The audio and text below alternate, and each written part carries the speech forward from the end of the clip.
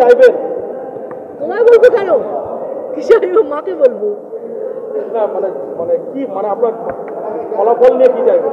না নিশ্চয়ই জেতার জায়গায়, এবং কত দুবার সুযোগ পেয়েছি, 10 বছর সুযোগ পেয়েছি, আবার সুযোগ দিচ্ছেন। এবং তারামার এখানে আমি মনে করি যে তারামার আশীর্বাদ আছে, তারামার আমার প্রতি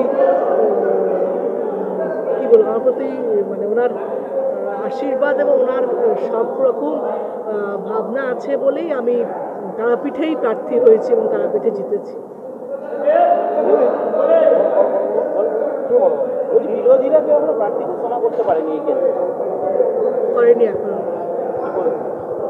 করবে, ওদের এখনো প্রার্থী ঠিক করেনি, নিশ্চয়ই ঠিক করলে বলবে। দিদি বা সেকেন্ড পজিশনে কে থাকবে বলে মনে করছে? চাই না কে থাকবে, মানে ফার্স্টের থেকে ফার্স্টের সঙ্গে সেকেন্ডে এত ডিফারেন্স, সেই জন্য বুঝতে পারছি না। কিন্তু গতবার বোধহয় বিজেপি ছিল না, হ্যাঁ, তো হয়তো বিজেপি থাকবে।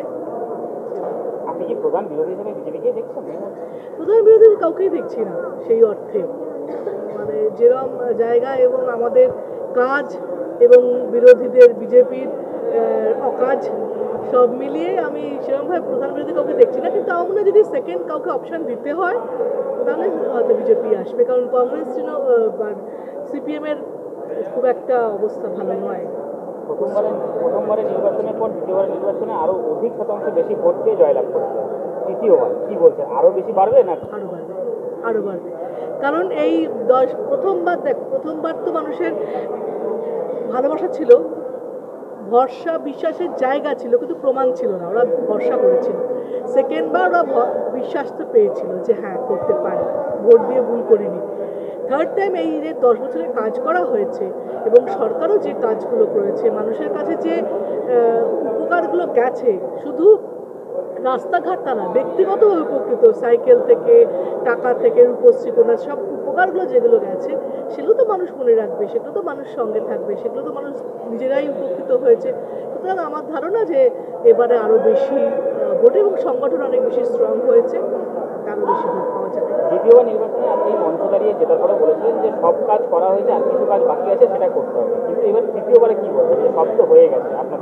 না, 100% তো যেমন কিছু ব্রিজ আছে হয়নি, যেগুলো আমার দ্বারা হবেও না, মানে এত বড় ব্রিজ যেখানে এত বেশি টাকা, সেটা এমপি ল্যান্ডের টাকায় হবে না, সেটা চেষ্টা করবো মিনিস্ট্রি সেন্ট্রাল থেকে যদি আনানো যায় তাহলে সেটা একটু সুবিধা হবে। আর বাকি যেগুলো দেখো, প্রতিদিন তো প্রয়োজনটা আরও, মানে একটা প্রয়োজন শেষ হয়, ধরো স্কুলগুলোতে আমরা আপগ্রেডেশন করেছি, তো 10 অবধি হয়ে গেছে, 10 থেকে 12 হয়ে গেছে, এরপর নতুন স্কুলের আবেদন আছে, তো সেরকম আবেদন তো অন্য রকম বাড়ে, সেইগুলো আবার নতুন করে এবছরে আবার এই টার্মে আবার নতুন করে সেগুলোকে করতে হবে। আপনার দলের জেলা সভাপতি অনুব্রত মণ্ডল বারবার বিতর্কে জড়ান, বীরভূম জেলাতে সব থেকে বেশি বিতর্কিত মানুষ উনি, আপনিও আগে বলেছেন, তার সাথে মিলে এবার ভোটের প্রচার এবং কাজ কতটা এগিয়ে নিয়ে যেতে পারবেন? পারবো, তিনি সংগঠনটা পুরো দেখছেন, এবং আমি আমার প্রচারটা এবং এমপি হিসেবে যে কাজগুলো করছি, সুতরাং সেখানে কোনো বিরোধ নেই। সিপিএম কংগ্রেস যদি ভোট হয় তাহলে তাদের লোকসভা ইলেকশনের যে ভোট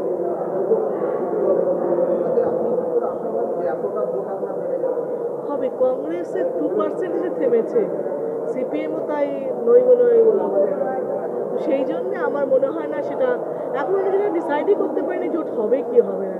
এখনো একবার একটা রায়গঞ্জ লড়াই করছে, একবার মেদিনীপুরে লড়াই করছে, একবার যে লড়াইয়ে ওপরের লোকরাই জোট করতে পারে না, সেখানে নিচের কর্মীরা কি করে সে জোটে সমর্থন দেবে? আমার মনে হয় এই জোটটা খুব একটা দারুণ কিছু। বিধানসভা জোট ছিল, কি হয়েছে? বিধানসভা কিছু রেজাল্ট হয়নি, তো লোকসভায় তো আরও বড় জায়গা।